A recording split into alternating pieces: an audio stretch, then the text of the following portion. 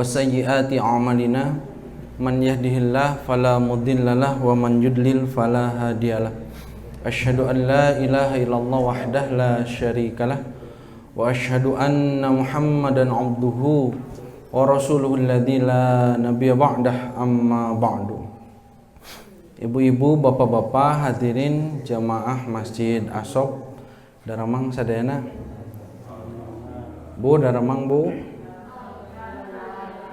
Araya seueur dileba dipengkar. Alhamdulillah.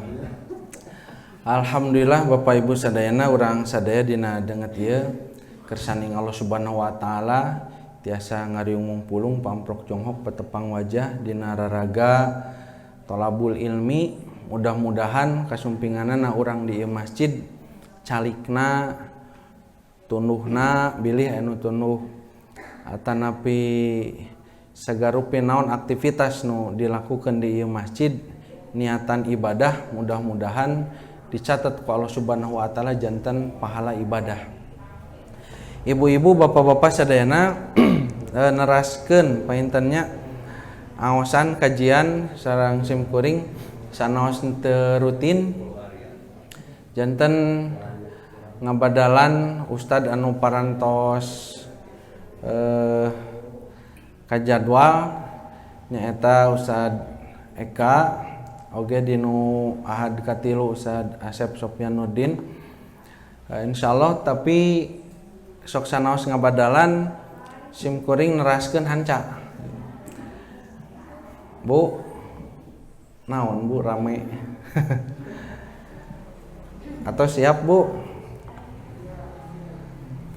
Bapak Ibu sadayana alhamdulillah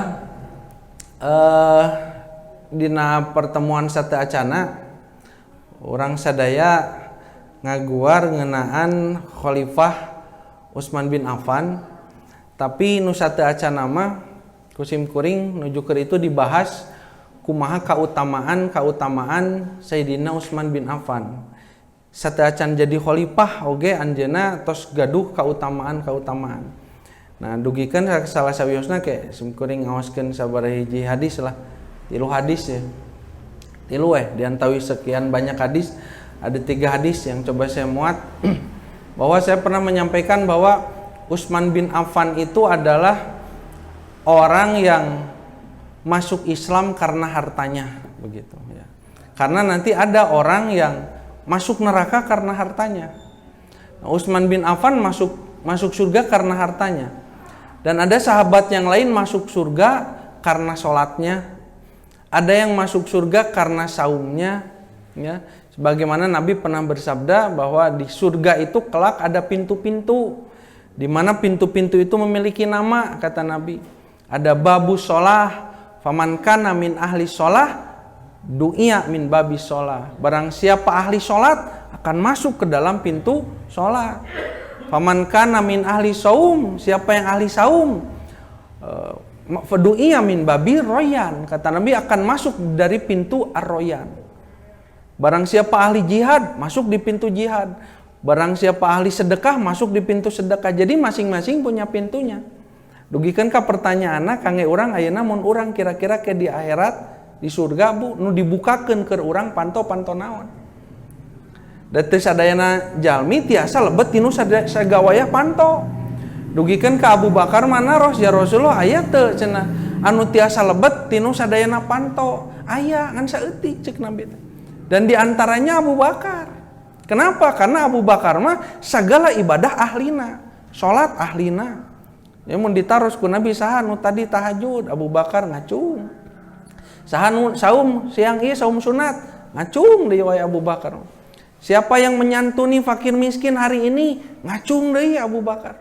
Siapa yang menjenguk yang sakit, ngacung Abu Bakar. Siapa yang mengantarkan jenazah hari ini ada yang meninggal, ngacung Abu Bakar. Setiap ibadah nu ditaroskeun ku Nabi, Abu Bakar ngacung aya. Mentak ceuk Nabi teh pantes Abu Bakar mah asup surga teh dinu sagala pintu, sadayan pintu nu aya di surga. Tamping ke jalmi teh benten-benten nu mawi patarosana kangge urang kira-kira urang ahli naon dina ibadah. Salat geus jadi ahli salat. Boa-boa salat sakapeung diengke-engke, kahusuan oge aduh jauh tina husu. Sakapeung tong boro tahajud salat subuh ge aya nu kasiangan keneh wae. Jadi disebut ahli salat teh can ese gitu. Ahli saum jeung sajabina. Tah lamun Utsman bin Affan saur Nabi masuk surga karena hartanya. Ini ada beberapa hadis, saya bacakan dulu hadis menyambung yang pertemuan sebelumnya saja. Barang siapa kata Nabi yang menyiapkan Jaisul Usroh. Jaisul Usroh itu pasukan yang kesulitan, pasukan yang kepayahan, semangat perang ayah, tapi tidak punya apa-apa, kendaraan tidak punya, senjata tidak punya, baju perang tidak punya. Tapi banyak ini, ya kudu dibiayaan. Jadi ngabiayaan tentara. Maka pada saat itu kata Nabi, barang siapa yang menyiapkan nih, keperluan, kebutuhan pasukan yang tidak memiliki apa-apa, maka baginya surga, cek Nabi. Sahabat pada saat itu yang paling antusias adalah Utsman bin Affan. Tiba-tiba datanglah seorang Utsman bin Affan pada saat itu membawa kepingan dinar berjumlah 1000 dinar. 1000 dinar itu sabaraha? Dan nilai dinar mah dugikeun ka ayeuna pas stabil. Misalnya ayeuna dinar sabaraha ayeuna? Anu ninga? Sadinar? Dinar mah diatur pound sterling. Dinar itu kalau sekarang, angka sekarang yang saya tahu itu hampir 3 juta. 1 dinar. Jadi ngekalikeun we misalnya 1000 dinar. 1000 kali 3 juta. Coba berapa? Kan? Liurnya orang menghitung nawe liur kumarek boga. Ngitung nawe sakapeung liur gitu. Nah, 1000 dinar lalu diberikan kepada Rasulullah, lalu Utsman juga memberikan 100 ekor unta dan seterusnya. Maka kata Nabi pada saat itu keluarlah ucapan Nabi sambil memeganginya, keluarlah ucapan yang masyhur dari bibir Nabi SAW, yaitu kata Rasulullah, tidak ada yang menghalangi Utsman dari surga setelah ini. Jadi pengorbanan hartanya membuat Utsman tidak ada yang menghalangi masuk surga. Yang kedua, hadis kedua kata Nabi, barang siapa membeli lokasi milik keluarga fulan lalu menambahkan untuk perluasan masjid. Jadi dulu Masjid Nabawi, nah seperti misalnya masjid tuh aya wilayah kene anu kosong. Barang siapa kata Nabi membeli tanah milik si fulan lalu diwakafkan untuk masjid begitu, maka kata Nabi kelak ia di surga. Lalu Utsman bersegera, Utsmanlah yang membeli tanah itu. Ya Rasulullah ku abdi we dipeser gitu. Lalu dibelilah tanah itu dan diwakafkan untuk masjid. 2 apa hadis? Nu katilu, barang siapa kata Nabi membeli, ini kejadiannya beberapa kali, membeli sumur gitu ya, sumur rumah pada itu disebutnya. Lalu menjadikan gayung miliknya bersama dengan gayung milik kaum muslimin, maka kelak ia di surga. Mendengar ucapan tersebut, Utsman pun segera membelinya. Jadi harta Utsman mah dikeluarkan habis-habisan untuk apa? Untuk membeli surga begitu. Jadi kata Nabi, Utsman itu yang masuk surga karena hartanya. Nah, ini salah satu keutamaan Utsman. Nah, dari keutamaan itu kemudian Bapak sekalian kita masuk kepada pembahasan Utsman bin Affan ketika menjadi khalifah. Nanti ketika Utsman bin Affan menjadi khalifah, kalau kita pelajari sirah ya, dari mulai Abu Bakar, Umar, Utsman, Sayyidina Ali begitu ya, itu masing-masing ternyata memiliki tantangannya tersendiri. Jadi beda-beda tantangannya. Contoh misalnya ketika Abu Bakar menjadi khalifah, tantangan Abu Bakar ketika menjadi khalifah apa? Tantangan Abu Bakar ketika menjadi khalifah adalah membereskan urusan internal kaum muslimin. Kenapa membereskan urusan internal? Ternyata Bapak sekalian, wafatnya Rasulullah SAW itu membekas kepada kaum muslimin pada saat itu seperti ditinggalkan satu sosok yang biasanya menjadi panutan, menjadi penunjuk arah. Jadi ibaratnya kieu pami aya nu biasa nunjukkeun arah ka dieu pami bade ka ditu, ka dieu jalanna terus maut. Maka pada saat itu orang-orang seolah-olah kaum muslimin pada itu para sahabat seolah-olah kehilangan arah dan kehilangan penunjuk arah. Aduh kudu kumaha ieu. Makanya banyak yang kebingungan. Ingat peristiwa Rasulullah ketika wafat, bahkan Umar bin Khattab ketika Rasulullah wafat sempat panik. Wah panik, dugikeun ka Umar keluar. Saha cenah menyebutkan Rasulullah maut ka dieu, diasongan pedang ku Umar. Panik Umar. Panik pada saat itu. sampai Abu Bakar yang biasanya Abu Bakar itu mudah menangis, ya, mudah tersentuh hatinya, pada itu menjadi sosok yang kuat. Cek Abu Bakar, barang siapa yang menyembah Rasulullah, sesungguhnya Rasulullah adalah seorang manusia yang meninggal. Tetapi barang siapa yang menyembah Allah, sesungguhnya Allah tidaklah wafat, begitu. Maka pada itu dibangkitkan lagi semangat. Nah, jadi ada kepanikan tersendiri ketika Rasulullah tidak ada. Rasulullah tidak ada. Seperti kita misalnya, satu saat ada yang memimpin di sebuah organisasi kah atau di masjid di mana, ayo memimpin dan jadi tokoh begitu. Nah, kemudian ketika tidak ada, pasti akan merasakan yang disebut dengan kepanikan. Nah, pada saat itu butuh seorang pemimpin yang melanjutkan. Nah, ketika Abu Bakar melanjutkan kepemimpinan Rasulullah, tentu saja sikap kaum muslimin pada saat itu ketika menyikapi Rasulullah yang menjadi pemimpin dengan Abu Bakar yang menjadi pemimpin beda. Bahkan sebagian dari kaum muslimin yang imannya tidak kuat, mereka kemudian menjadi murtad. Kenapa imannya tidak kuat? Rasulullah pernah bersabda begini, Pak. Ingat peristiwa Fathul Makkah, ya. Ketika Rasulullah masuk ke wilayah Mekah, 10.000 orang pada saat itu, sampai ketika diturunkan surah idza jaa nasrullahi wal fath, an-nasr wa ra'aitan nasa yadkhuluna fi dinillahi afwaja.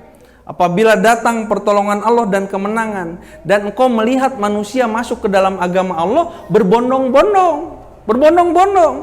Lalu pada saat itu Nabi bersabda kepada sebagian sahabat, ingat, hari ini orang-orang masuk ke dalam agama Allah berbondong-bondong. Satu saat mereka, ya, sebagian dari mereka akan keluar dari agama Allah berbondong-bondong pula. Nah, ada sahabat yang mendengar itu, ternyata ketika Rasulullah wafat, betul banyak orang berbondong-bondong keluar dari agama Allah. Ternyata siapa mereka? Yaitu orang-orang yang masuk Islamnya bukan karena iman, tapi masuk Islamnya itu hanya karena sekedar urusan dunia. Sion ku pasukan Islam. Maka Sion ku Rasulullah, takut oleh Rasulullah. Ketika Rasulullah tidak ada, mereka tidak merasa takut. Maka mereka keluar. Makanya pentingnya ketika kita melakukan sesuatu di jalan Allah, meluruskan niat itu satu hal yang penting. Agar apa? Iman kita itu kuat. Melakukan sesuatu itu karena Allah, dengan melakukan sesuatu bukan karena Allah, beda kekuatannya. Jadi mun aya masalah, dah karena Allah saya mah kuat. Tapi kalau karena manusia, tidak akan kuat, lemah begitu. Akan lemah. Atau karena uang, tidak ada uang, maka tidak akan dilanjutkan perjuangan. Karena jabatan, karena ingin jabatan. Ketika jabatan itu tidak dapat diraih, diteruskan. Jihadnya mau diteruskan. Tapi ketika jihad itu karena Allah, maka apapun yang terjadi karena Allah, maka itu akan menjadi sesuatu yang kuat. Nah gitu. Nah, makanya ketika banyak yang murtad, pertama yang dilakukan oleh Abu Bakar pada saat memimpin, membereskan urusan internal. Ini banyak yang murtad. Nu tadi namayar zakat, Gus tanamayar zakat. Abu Bakar perangi. Bahkan perang terbesar yang dilakukan oleh Abu Bakar itu adalah melawan pada perang Yamamah disebutnya, melawan orang-orang yang memiliki barisan mengaku nabi. Musailamah al-Kadzab diperangi, perang Yamamah. Nanti ada kaitan dengan kepemimpinan Utsman bin Affan. Nah, itu ngebereskan internal. Begitu internal sudah beres kembali, kaum muslimin sudah meluruskan niat kembali, Abu Bakar wafat. Nah, lalu digantikan oleh Umar bin Khattab. Apa yang dilakukan oleh Umar bin Khattab nih secara singkat ya? Yang dilakukan oleh Umar bin Khattab, prioritas pada saat itu adalah perluasan dakwah. Makanya 10 tahun Umar bin Khattab memimpin Islam pada saat itu, maka Islam sampai ke secara luas keluar. Daerah Mesir menjadi daerah Islam, daerah Syam yang pada saat itu dikuasai oleh Romawi menjadi daerah Islam. Kemudian Persia, kalau sekarang itu Irak, Iran, begitu itu wilayah Islam. Umar bin Khattab dan kaum muslimin masih kompak. Pada saat kepemimpinan Umar bin Khattab masih kompak. Kenapa masih kompak? Karena ada tujuan yang sama, memperluas dakwah, kuat. Nah, begitu Umar bin Khattab wafat, Islam sudah luas, kekayaan sudah banyak, Utsman bin Affan memimpin, maka Utsman kembali menghadapi masalah-masalah internal lagi. Nah, iya perluasan sudah. Jadi gini ya, kadang orang begini Pak, ketika membangun sesuatu, orang siap kompak. Tetapi ketika sudah dibangun, belum tentu masih kompak. Belum tentu masih kompak. Malah yang terjadi apa? Yang terjadi urusan-urusan dunia begitu. Maka pada masa Utsman bin Affan kerap dengan urusan-urusan dunia begitu. Nah, cuman kalau kita perhatikan di perjalanan kepemimpinan Utsman bin Affan terbagi dua. 6 tahun dalam masa tenang, 6 tahun masa fitnah. Jadi kebagi dua. Nah, 6 tahun masa tenang, apa yang dilakukan oleh Utsman bin Affan? Nah, ini apa yang pertama dilakukan oleh Utsman bin Affan. Nah, awal pengangkatan Utsman bin Affan itu Pak, jadi gini, khalifah itu diangkat bukan berdasarkan pemilihan umum, sehingga diurang, nyeroblos gitu kan, semua rakyat semua. Tapi khalifah itu diangkat oleh orang-orang yang paling kompeten di antara sahabat. Jadi punya kelas-kelasnya. Satu misalnya adalah kaum muslimin yang ada di perang Badar. Kemudian kaum muslimin Ansor, kaum muslimin Muhajirin, itu kaum muslimin utama yang nanti kalau ada pemilihan semacam ini, pemilihan khalifah, hanya orang-orang itu saja. Nah, pada saat itu tersisa ada 6 orang tokoh kaum muslimin. 6 orang ini adalah 6 orang yang dijamin masuk surga oleh Nabi. Makanya ngumpul, ya sahanu pernah disebut dijamin masuk surga. Ali bin Abi Thalib yang masih hidup ya, Utsman bin Affan, Abdurrahman bin Auf, Sa'ad bin Abi Waqqas, Zubair bin Awam, Thalhah bin Ubaidillah. Ini 6-6-nya dijamin masuk surga oleh Nabi. Nah, berkumpul. Yang 6 orang ini kemudian berunding. Siapa di antara 6 orang ini yang melanjutkan kekhalifahan Umar bin Khattab? Maka pada saat itu semua bersepakat memilih satu di antara 2 orang. Siapa? Utsman bin Affan atau Abdurrahman bin Auf. Yang lainnya sudah menunjuk kedua orang ini. Sok aya nama geus duaan, Abdurrahman dan Utsman. Aya nama sok ngariung Abdurrahman jeung Utsman sasalaman di satu ruangan, saha nu jadi kapilih. Maka pada saat itu ketika yang berempat itu di luar, maka tinggal berdua Abdurrahman bin Auf dengan Utsman bin Affan. Pada saat itu Abdurrahman bin Auf mengatakan, aku akan menyerahkan berbaiat kepada engkau Utsman.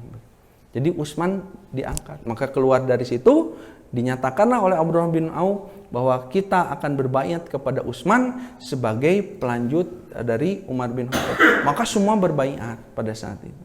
Nah, itu proses pengangkatan Utsman bin Affan. Usianya 70 tahun. 70 tahun ketika menjadi khalifah.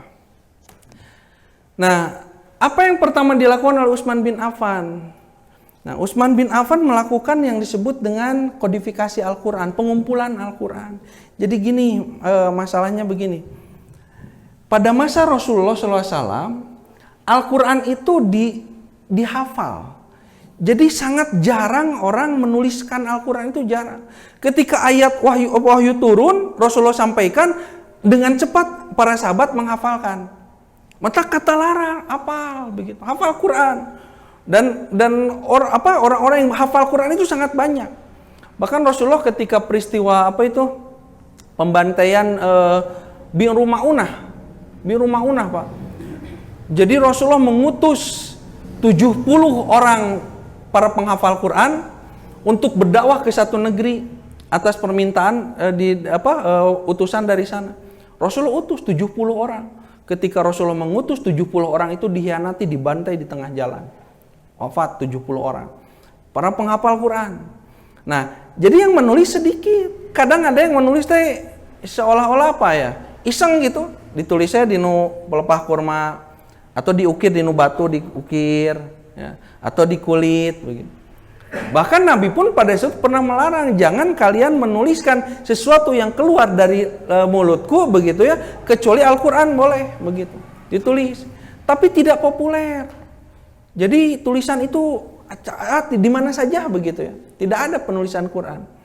Nah, kemudian ketika Rasulullah wafat, pada masa Abu Bakar nih, di perang Yamamah tadi, 1.300 orang penghafal Al-Quran wafat, meninggal dunia.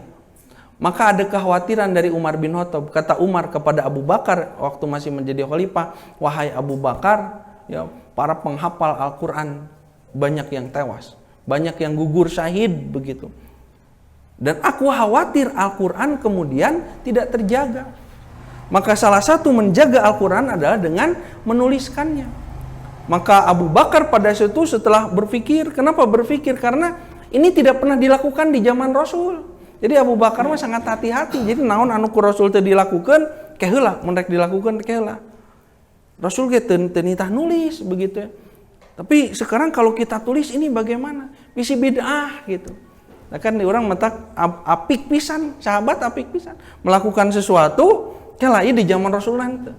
Nah, tapi kemudian Umar bin Khattab menyampaikan argumennya, kata Umar, ada sesuatu yang madorot jika engkau tidak melakukannya. Kenapa?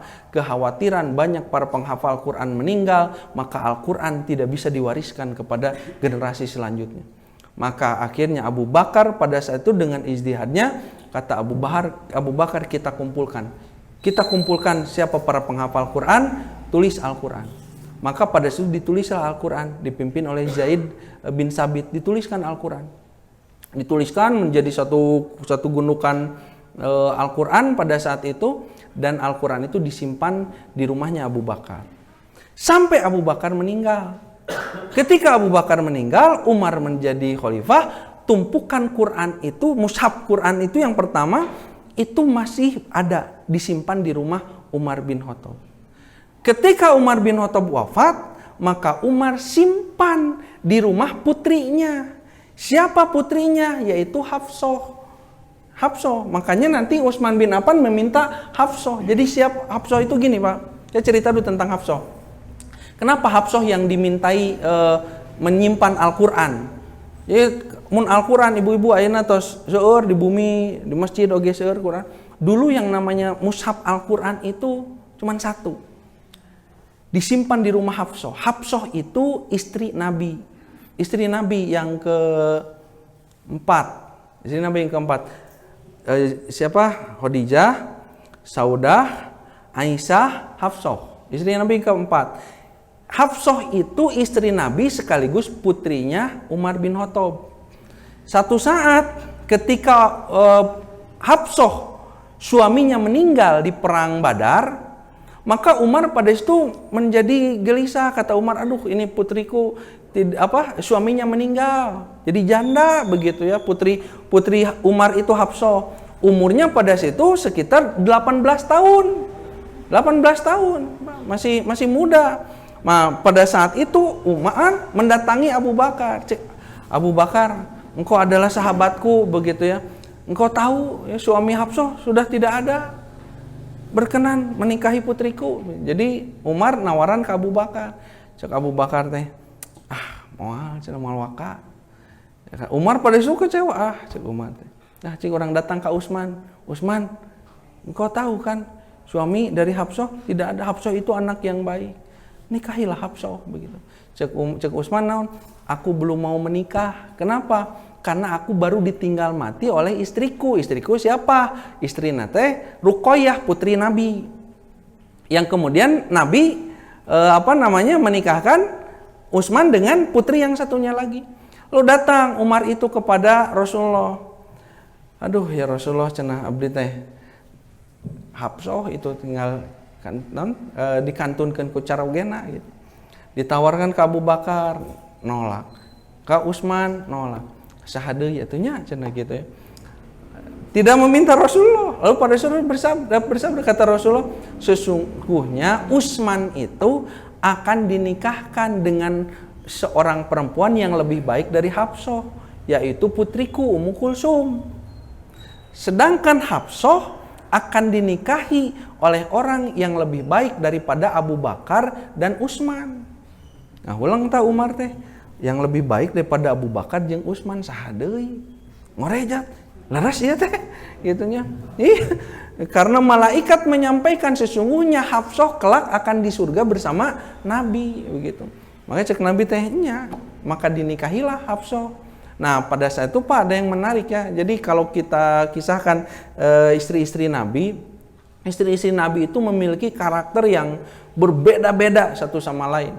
Istri Nabi itu ada 13, masing-masing punya karakter yang berbeda begitu. Dan kenapa Allah, salah satu hikmahnya ya, kenapa Allah memerintahkan Nabi menikah dan khusus salah satu kekhususan wajhul qurbah itu khusus bagi Nabi boleh menikah lebih dari 4, khusus lain turutan nih Bapak. Jadi lebih dari 4. Salah satu hikmahnya apa? Memberikan pelajaran kepada kita. Kalau punya istri modelnya siga kieu tah, oh ieu teh siga istri Nabi nu ieu tah, cara menyikapi Nabi tak kieu. Oh nu ieu mah siga kieu tah, siga nu ieu, cara menyikapina kieu. Termasuk Hafsah. Hafsah itu diantara istri Nabi yang paling pencemburu sama jeung Aisyah. Abalat, kayak kita ibunya. Kalau nanti satu saat lah saya bahas keseluruhan istri-istri tipe-tipe istri Rasulullah. Ngageng istri Rasulullah ge pan banyak. Aya ieu grup ieu, nu ieu grup ieu, ngageng Bu, ada geng, ada grup-grupna. Termasuk Hafsah. Hafsah itu salah satunya ada catatan di Al-Qur'an. Salah satu istri Nabi yang pernah ditalak oleh Nabi Hafsah. Jadi Nabi pernah menceraikan istrinya. Itu surah At-Tahrim. Surah At-Tahrim. Surah At-Tahrim turun berkaitan dengan Nabi menceraikan istrinya, yaitu Hafsah. Hafsah pernah diceraikan. Kenapa? Begini Pak, Hafsah itu pencemburu. Satu saat ketika Rasulullah menikah dengan menikahi budaknya yang bernama Maria Al-Qibtiyah, orang Mesir, perempuan Mesir, cantik, muda begitu ya. Dan nanti kelak melahirkan anak. Itu Nabi bersama istrinya. Bersama siapa? Maria. Satu saat Nabi ketika tahu bahwa Hafsah meninggalkan rumahnya, jadi kieu Bu, Nabi mah kalau menikahi satu istri dirumahin satu, di bumian hiji. Jadi tidak ditinggal tapi tidak tinggal satu rumah.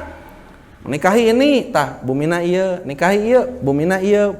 Jadi seueur bumina Nabi teh. Nah termasuk Hafsah, Nabi siapkan rumah untuk Hafsah. Satu saat Hafsah minta izin, ya Rasulullah saya mau keluar bersama ayah jeung Umar, mau pergi keluar. Jadi rumah kosong. Cek Nabi teh ya, Hafsah teu aya, rumahnya kosong. Sedangkan Maria Al-Qibtiyah belum diberi rumah oleh Nabi, masih tinggal di keluarganya Nabi. Hayu cenah urang amang masuk ke rumahnya Hafsah. Maka Nabi berdua bersama Maria di rumah Hafsah. Nabi teu apal, Hafsah teh bakal balik deui. Ternyata Hafsah itu kembali lagi. Ongkoh hari pulangnya teh besok, hari itu pulang. Begitu Hafsah pulang masuk ke rumah, melihat Rasulullah bersama Maria. Oh, pada saat itu sangat kecewa. Hafsah marah, cemburuna luar biasa begitu. Sampai tangisannya pada saat itu membuat Nabi mengatakan begini, satu perkataan yang Allah sampai menegurnya. Kata Nabi, geus jempe cenah cek Nabi teh. Jempe cenah. Aku mulai saat ini aku mengharamkan Maria atasku begitu. Jadi Maria aku tidak akan menyentuhnya lagi begitu. Jadi Nabi merasa bersalah walaupun sebetulnya itu salah. Da ieu rumah Nabi keneh. Tapi pada saat itu karena emosional begitu ya, kondisinya sangat emosional, Hafsah menangis dan kata Nabi sampai Nabi mengeluarkan kata-kata cek Nabi teh, mulai saat ini aku tidak akan menyentuh Maria begitu. Aku tidak akan menyentuh Maria, haram bagiku Maria begitu. Istri terakhir Nabi Maria begitu. Tapi cek Nabi teh omah tong dibeja-beja ieu teh. Tong ribut ka batur, geus hejep we. Ini hanya kita bertiga yang tahu jeung Allah begitu. Maka pada saat itu Hafsah mengatakan iya begitu. Nah setelah itu keluar dari rumah, beberapa waktu hari Hafsah teh pan sok ngageng jeung Aisyah. Nah ngobrol ka Aisyah. Yo cenah kamari abdi menyeri hate, kieu dibejakeun ka Aisyah. Bejakeun ka Aisyah gitu. Tapi tong beja-beja cenahnya. Cek Aisyah teh nya moal beja-beja. Jadi tong beja-beja tak ieu Pak akibat tinu Pak omong-omong tong dibeja-beja cenah ieu mah kaeuceu we hungkul nya cenah cek Aisyah. Nah ternyata pada saat itu malaikat turun Pak. Lalu malaikat menyampaikan dalam surah At-Tahrim, ya ayuhan nabi lima tuharrimu ma ahallallahu laka. Kenapa engkau mengharamkan apa-apa yang Allah halalkan bagimu? Maryah teh halal, nabet jadi diharamkan. Bukankah Maryah itu istrimu? Atau kalaupun ada yang mengatakan Maryah belum dinikah, tetapi kan hamba sahaya itu boleh digauli, itu halal. Kenapa diharamkan? Ya, tabtagi mardo azwajik, demi keridoan dari sebagian istrimu. Jadi tong nepikah ngaharamkeun nu aku Allah dihalalkeun. Pernah kejadian teh 2 kali, kejadian nu hiji deui mah Aisyah. Pada satu saat Nabi pulang dari rumah istri yang lain, diberi madu. Aisyah cemburu. Cek Aisyah teh ka Hafsah dia ngadang ngabalad. Cek cenah urang heureuyan Nabi tuting ni surah seuri we cenah dibere madu ku istri Nabi yang lain begitu ya. Urang heureuyan kumaha ngaheureuyana kieu cenah. Begitu Nabi pulang, bau cenah cek Aisyah teh. Bau naon? Bau magofir teh bau goding lah gitu, bau mulut begitu. Jadi Nabi ketika mendekati mau mencium teh, cek Aisyah teh bau magofir cenah. Nabi kaget pada saat itu. Aku barusan sudah meminum madu dari istrinya yang lain. Bau cenah. Nabi itu sangat tidak suka kalau mulutnya bau. Mentak cek Nabi teh pada situ, kalau begitu mulai sekarang madu itu aku haramkan atas diriku. Ditegur diriku Allah teh. Kenapa engkau mengharamkan apa yang Allah halalkan ya demi istri-istrimu? Tuh pengaruh istri teh gitu luar biasanya. Nepikeun ka Nabi oge ku istri teh sampaikeun ka ditegur sabaraha kali ku Allah itu. Turun ayat Al-Qur'an tentang itu. Lalu diberitahukan oleh Allah, sesungguhnya sebagian dari istrimu menceritakan rahasia kepada yang lain. Dipanggil Aisyah, Hafsah. Pan cek Nabi teh harita teh kudu dirahasiakeun, nambet di beja-beja. Cek Hafsah, ya Rasul apal ti mana cenah. Abdi mah da ngobrol ka Aisyah hungkul apal ti mana. Sesungguhnya Allah menjagaku. Awas surat At-Tahrim. Itu tentang itu semua. Allah menjagaku, menyampaikan, dan sampai pada saat itu akibat dari kejadian itu Rasulullah menceraikan Hafsah. Sampai ke Umar datang kepada Rasul, begitu, aduh ya Rasul kumaha ya punten dan sebagainya, diceraikan. Nah singkat cerita Pak Bu, malaikat turun, datang lagi malaikat, lalu menyampaikan kepada Rasul, kata malaikat, ya Rasulullah, maafkanlah begitu ya Hafsah, karena sesungguhnya sudah dicatat bahwa kelak di surga Hafsah berada di sisimu. Dinikah deui ku Nabi teh rujuk gitu ya. Nah itu kejadian istrinya. Jadi nanti kalau kita pelajari ya bagaimana tingkah laku perilaku istri-istri Nabi rupa-rupa macam-macam begitu. Nah tapi sejak kejadian itu Hafsah menjadi seorang yang paling taat ibadah di antara semua istri yang lain. Paling taat ibadah, tidak pernah tertinggal tahajud, tilawah Quran, saum. Hafsah paling hebat. Nah, termasuk Hafsah itu adalah orang yang di antara semua perempuan yang ada di Arab pada saat itu yang paling pandai menulis adalah Hafsah. Makanya Hafsah diperbantukan untuk menulis Al-Quran. Nah, itu makanya sejarah Hafsah tercatat dalam sejarah kekhalifahan Utsman bin Affan. Utsman pernah meminta Hafsah untuk menyerahkan mushaf ya dari Umar yang dulu pernah disimpan oleh Hafsah dan dibantu untuk dituliskan. Nah, kemudian dikembalikan lagi ke Hafsah. Kemudian Hafsah mengirim mushaf itu ke Utsman, lalu Utsman memerintahkan Zaid bin Sabit, Abdullah bin Zubair, Sa'id bin Al-As, kemudian Abdurrahman bin Al-Haris dan seterusnya dan yang lainnya, mereka pun menyalin manuskrip ya. Menyalin kemudian Al-Quran begitu. Lalu disalin Al-Quran, dibuatlah 7 salinan. Dibuat 7 salinan Al-Quran. Nah 7 salinan itu kemudian disebarkan ke 7 penjuru. Mekah, Madinah, Kufah, Basrah, Mesir begitu ya. Ke Syam disebarkan. Untuk nanti kemudian si tulisan ini menjadi tulisan baku Al-Quran. Maka terkenalah yang disebut dengan Mushaf Utsmani. Mushaf Utsmani. Nah, yang kita sekarang pegang itu Bapak Ibu sekalian adalah mushaf yang sudah dicocokkan dengan apa yang disampaikan oleh Nabi di masa Utsman bin Affan. Jadi begini, sedikitlah saya. Nah ini contoh perbedaan. Jadi gini Pak, kejadiannya begini kejadiannya. Pada masa Utsman bin Affan ada sahabat namanya Hudzaifah al-Yamani. Hudzaifah al-Yamani diperintahkan oleh Utsman memimpin pasukan ke daerah Irak, ke Irak. Nah, ketika penguasaan Armenia dan Azerbaijan pada saat itu, ternyata Islam semakin meluas, maka masalah pun semakin meluas, termasuk kaitan dengan Al-Quran. Jadi pasukan di sela-sela istirahat membaca Quran. Pasukan itu membaca Quran. Nah, satu saat ketika mereka membaca Quran, ditalalar baca Quran, si bacaan si A dengan bacaan si B beda. Nah, nu ieu membaca Quran teh kieu, ya. Nu ieu membaca Quran teh kieu beda deui. Contoh misalnya mereka terjadi perbedaan pada saat membaca ada tulisan ada bacaan alaihim. Sebagian membaca alaihum. Sebagian membaca sirat, yang lain membaca zirat. Juga huruf zai. Otomatis kan kalau ditulis, kalau sirat dengan huruf so, kalau zirat dengan huruf zai.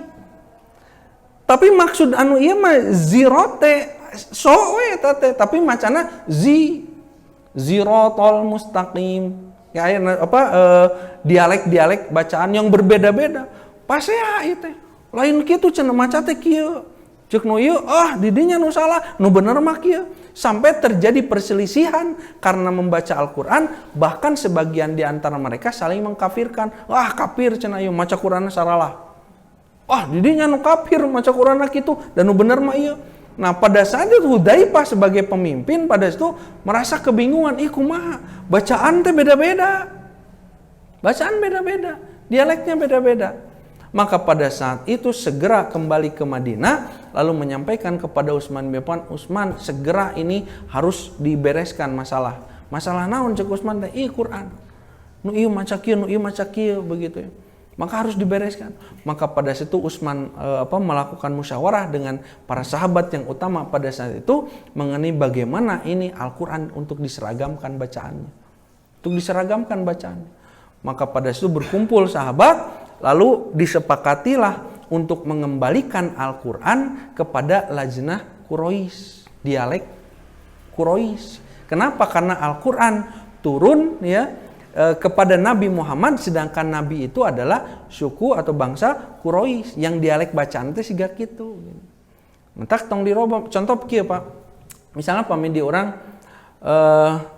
alamin nya alamin aya nu maca ngalamin.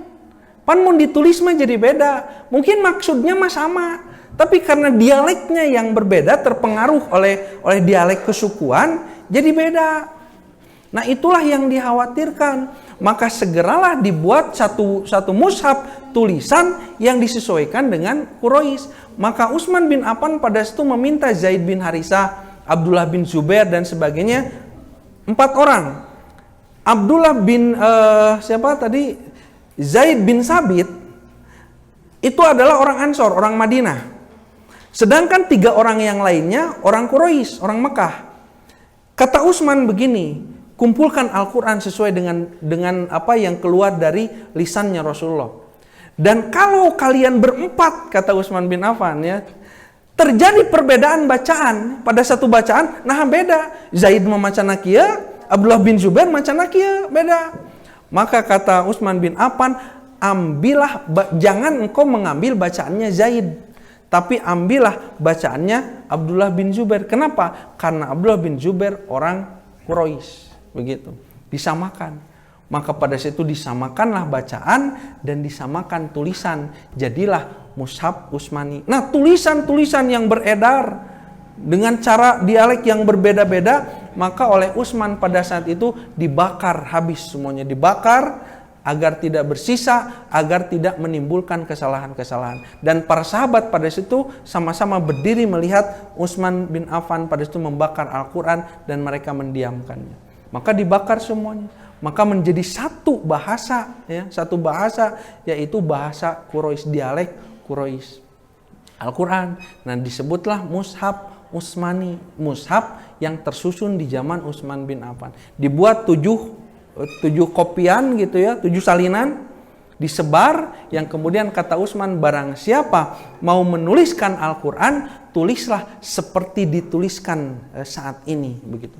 Jangan membuat tulisan-tulisan yang berbeda dengan ini. Sampai sekarang terjaga tulisan itu, sampai yang kita dapatkan sekarang Al-Quran itu sudah Al-Quran dengan dialek Quraisy dan bacaan cara membaca Quraisy sebagaimana keluar dari mulut Rasulullah Shallallahu Alaihi Wasallam begitu.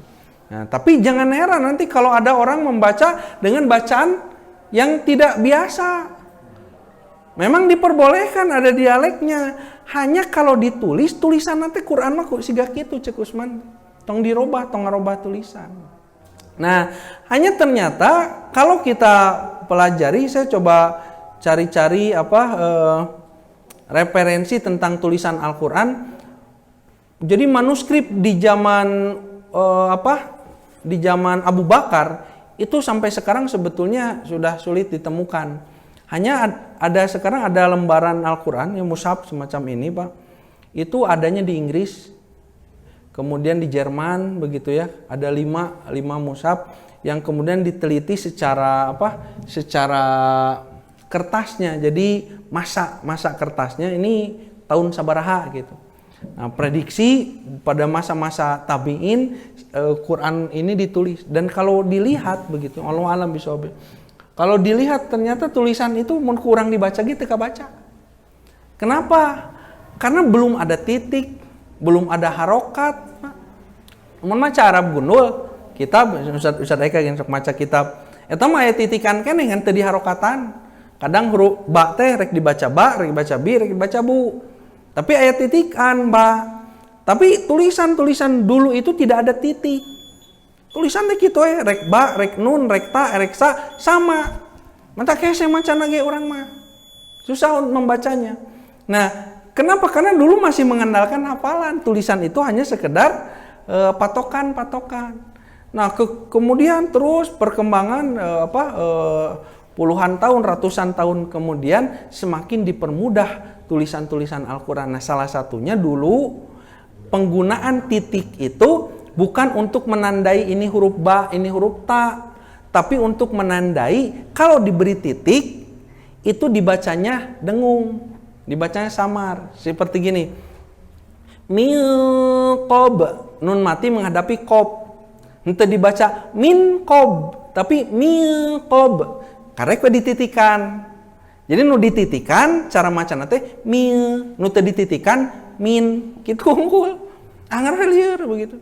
Terus puluhan tahun berikutnya dilakukan perubahan-perubahan, mulai diberikan titik untuk membedakan huruf, kemudian diberikan harokat. Komo ayeuna mah geus diwarnaan, enonya diwarnaan.